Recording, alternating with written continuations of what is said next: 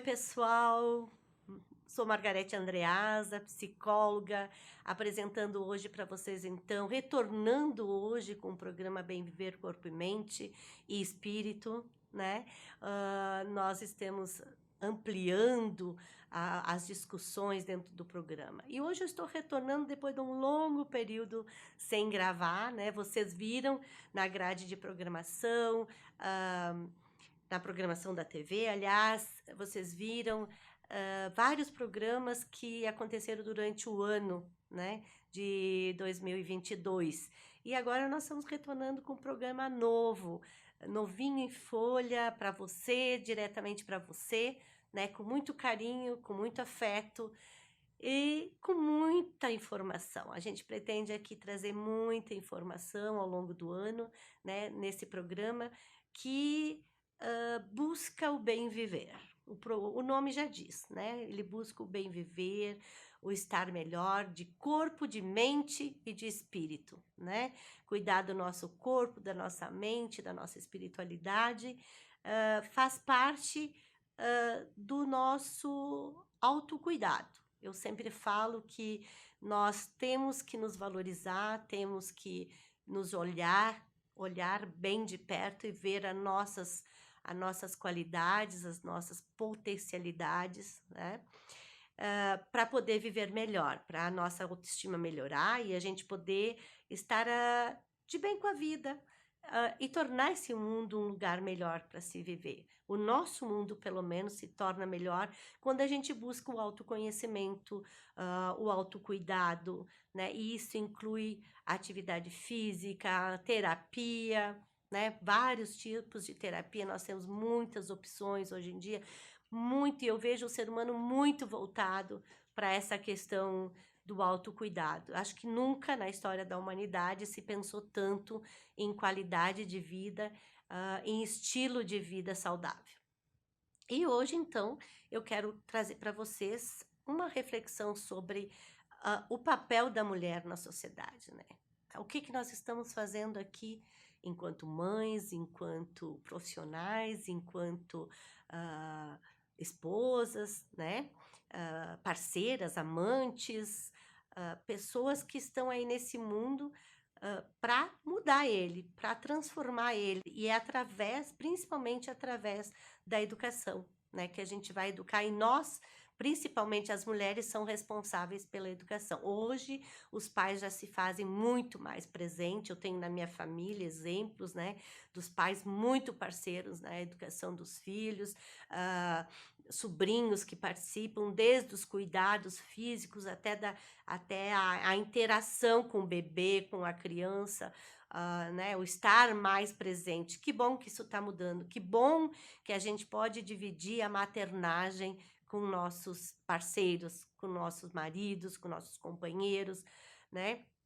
Enfim, e agora nós estamos no mês, né, que se comemora o Dia da Mulher, que é dia 8, né? 8 de março, e em especial hoje, amanhã, aliás, não hoje, amanhã, dia 18, será o Dia da Mulher Farroupilense.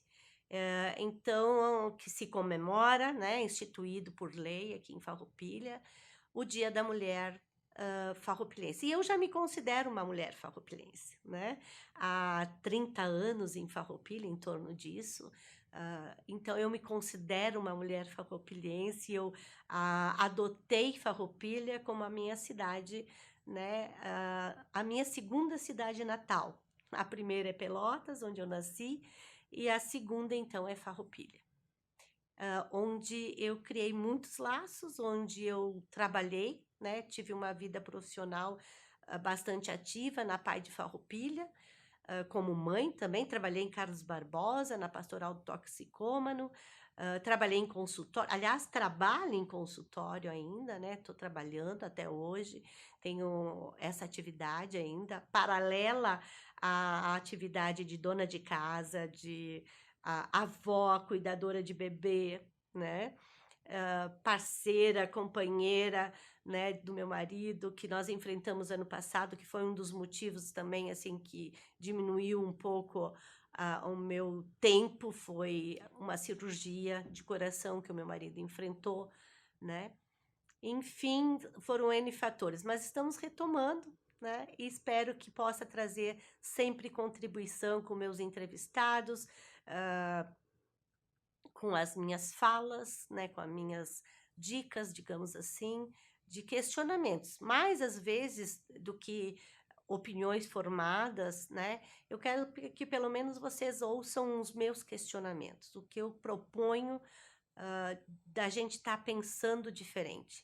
Então, no mês da mulher, a gente vai falar, né, principalmente desse papel de educadora, que a gente tem mesmo no trabalho, você forma opinião, educa, né, está lidando com pessoas, com um grupo de pessoas que vão estar ali sofrendo a influência da forma como a gente lida com elas, né? E eu sempre falo que nós temos que partir para uma forma de educar diferente. Nós educamos muito mal, né? Digamos assim, mal não. A gente tenta fazer o melhor. Eu sempre digo que a gente tenta sempre fazer o melhor. Com as armas que a gente tem e com a experiência que a gente teve, com os modelos que a gente teve de mãe e de pai, né? Conforme a nossa mãe foi mãe conosco, nós vamos reproduzir muitas vezes ou a maioria das vezes, aquilo que a gente recebeu. Ou fazer totalmente o contrário, né? Porque tem isso também. Às vezes a gente sofreu tanto com os desmandos, com o autoritarismo, né? Da, dos nossos pais, que a gente deixa as coisas muito frouxas ou sem limites ou de uma forma os limites estabelecidos ou pouco estabelecidos no caso, né? Mas quando chega um tempo, uma hora também a gente impõe os limites, não tem como fugir muito disso. Mas é interessante que a gente possa pensar, enquanto mãe, enquanto mulher, que esses limites são nossos, né? A gente se irrita com muitas coisas que a criança está fazendo, que a criança é criança, ela é movimento, e a gente muitas vezes quer tolher o movimento da criança, quer que ela fique no celular, que ela e se dá, às vezes, graças a Deus que tem o celular, a tela, né? Não só o celular, mas vários tipos de tela, TV, tablet, enfim, hoje, né, temos várias opções. Claro que a gente pode deixar a criança vendo a tela, até porque ela aprende, ela tem muitas aprendizagens através da tela, aprendizagens intelectuais, né? E às vezes também de relacionamento, acaba-se, né? A criança copia às vezes o relacionamento do programa, do seu herói favorito, da sua personagem favorita, né? E muitas vezes se copia coisas que são internas, que há uma tendência interna, e a criança normalmente copia.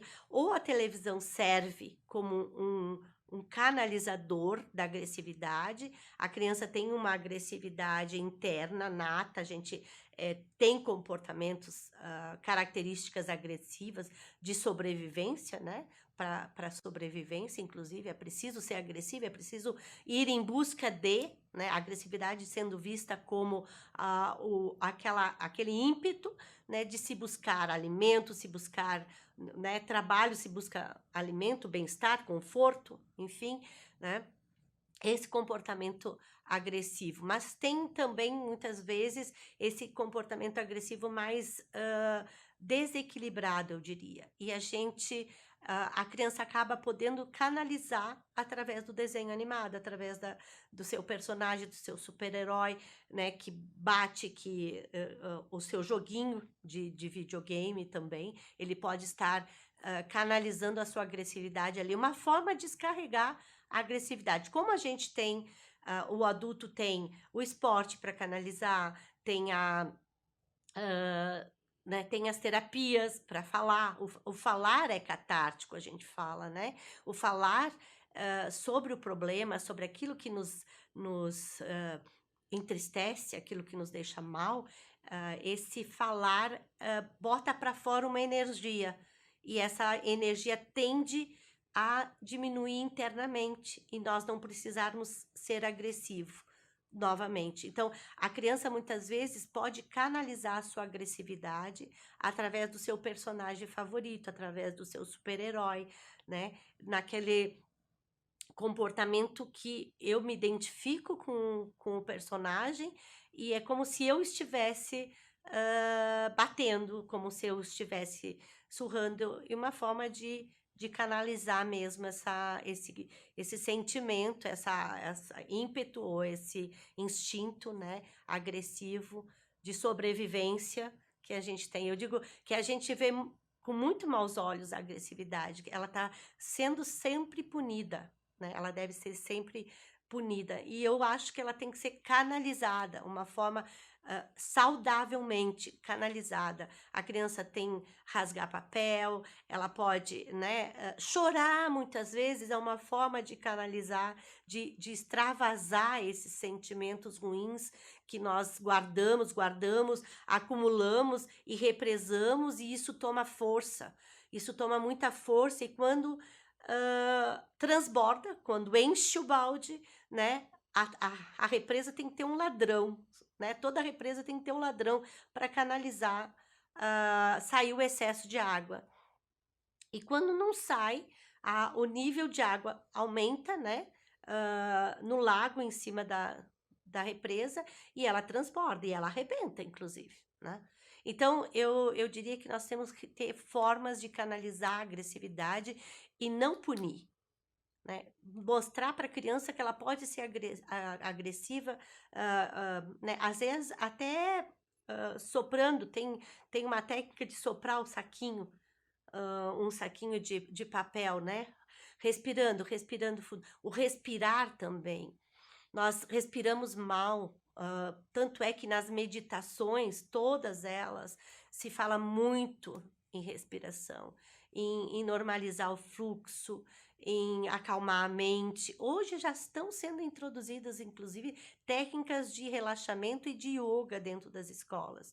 Muito importante isso. E nós, enquanto educadoras, temos que estar atentas a isso, a que a criança possa canalizar a sua agressividade, né? E poder não ter que bater nos outros, não precisar projetar isso nos outros, nos coleguinhas, enfim, né? Então, é uma coisa de se repensar. Em vez de reprimir, se agachar à altura dos olhos da criança, né? De igual para igual, que a criança não se sinta amedrontada e que ela possa falar sobre o que está sentindo. E nós temos o costume, né, de reprimir a agressividade, como eu falei, e punir até o choro, principalmente dos meninos, e não aguentar o choro, mas é uma expressão dos sentimentos. O chorar é uma expressão, e ele deve ser acolhido, deixar chorar, né? Porque é bom chorar, é saudável chorar, é a lavagem da alma, e chorar é para os fortes também, certo? Nós temos que ter coragem numa sociedade que nos cobra um comportamento corajoso, ímpeto, né? E de autonomia, de autossuficiência, de poder, né? A nossa sociedade nos cobra isso. Mas se mostrar frágil, se mostrar choroso, é um sinal de fragilidade no senso comum. Mas nós aqui vamos aprender que não, que chorar é para os corajosos. Chorar é permitido para o menino, para a menina. Vamos, mães, vamos, mulheres, vamos estar olhando de forma diferente a educação dos nossos filhos, vamos estar buscando o acolhimento, aquele acolhimento que a gente não teve quando nós fomos educadas, né? Principalmente a minha geração ali, até a minha geração, se educava meio que no medo, né? No medo e na punição. Na punição. Não faz isso que tu vai cair, tu tá indiretamente dizendo para a criança que ela não é capaz de fazer. Ainda bem que o ser humano tem autoestima e é teimoso. E ele vai lá e faz. E a criança vai lá e sobe na cadeira e desenvolve a habilidade. Em vez da gente ir lá ajudar, né? A gente acaba colocando medo que vai cair. Medo que vai acontecer alguma coisa. Quer fazer? Vamos fazer. Ou não faz agora porque a mãe não pode te ajudar, né? Ou vamos fazer em outro momento. Tem formas de negociar com a criança. Tem formas de educar de uma forma mais segura, sem esse medo. E quando a gente coloca medo, eu lembro de uma situação de uma mãe, depois de uma palestra, me contando que a filha estava aprendendo a andar de bicicleta na frente da casa com o pai, e ela já estava andando sozinha, ela já tinha desenvolvido a habilidade. Mas quando a mãe saiu no portão e viu a filha, o pai não estava segurando a filha, ela gritou que cuidado que tu vai cair. E a menina se distraiu, olhou para baixo, para trás, aliás, para a mãe, e acabou realmente caindo. A gente assusta a criança, a gente põe medo e ela acaba realmente caindo, acontecendo aquilo que a gente está dizendo. Então a gente tem que começar a controlar esse impulso. Eu sei que é um impulso e que a gente não controla muitas vezes, mas a gente pode desenvolver essa habilidade de autocontrole, de dar segurança para os nossos filhos, ousar, porque elas vão ser um adulto um dia e vão precisar de segurança para enfrentar a vida. Enfim, encarar. Eu já atendi pessoas adultas com formação, né? Uma enfermeira graduada na UX que não conseguia trabalhar, não conseguia desenvolver uma função, uma insegurança enorme porque não se sentia capaz, né? Claro que isso melhorou bastante com o desenvolver da terapia. Só que houve um abandono da terapia também. Então, nós lidamos com isso também. As pessoas muitas vezes têm dificuldade de mudar, não estão preparadas, não é o seu momento, mas eu acredito muito também que aquilo que a gente trabalha na terapia pode surtir efeito ao longo do tempo. Vai surtindo efeito e essa pessoa vai se trabalhando. Claro que o ideal seria continuar a terapia, mas se não é possível nesse momento, de alguma forma a gente planta uma semente que pode um dia, né? E que deve um dia desabrochar também. Então, assim, sem medo, né? E sem punições. Sem punições. A criança tem que aprender a resolver os problemas que ela criou, a solucionar problemas. E eu vejo muito no consultório, e já passei por situações assim pessoalmente, né? Que diante de um problema, diante de uma situação, não se vê saída e se entra em crise. Mas a crise deve nos ajudar a superar isso, né? Mas porque a gente foi educado na culpa, né? Na punição, quem tem culpa merece castigo, nós ficamos impactados pela culpa, se culpando e não saímos, ou culpando alguém, projetando, né? E a gente não sai do lugar. A depressão se instala. Nós temos que aprender a solucionar problemas. Se a criança quebrou, ela vai nos ajudar a juntar, né? Com supervisão, claro. Quebrou um objeto, vamos nos ajudar. Bota uma luvinha, de alguma forma, ela tem como solucionar o problema. Nós temos que ensinar nossos filhos a não botar de castigo, a não surrar, a não brigar, mas sim solucionar problemas. E a tendência aos comportamentos mudarem drasticamente, às vezes de um dia para a noite, do dia para a noite, quando tu trabalha em cima do poder da criança de resolver problemas, né? Ela muitas vezes tem a capacidade de encontrar a saída. Quando ela não se sente ameaçada, não está com medo de ser punida, e muitas vezes ela está com medo, ela se impacta, ela se trava e não consegue solucionar. Nós não conseguimos, né? Quando a gente vê o filho cometendo, tipo, eu vou dar um exemplo, a minha filha derrubava o suco todo dia na mesa, e eu não sabia o que fazer mais para ela parar com esse comportamento, né? Prestar mais atenção, enfim.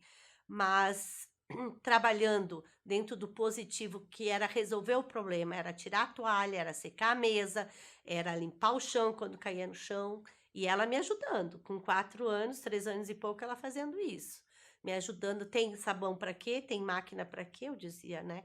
Comecei a mudar a estratégia. 2 dias depois, ela não derrubava mais o copo de suco na mesa.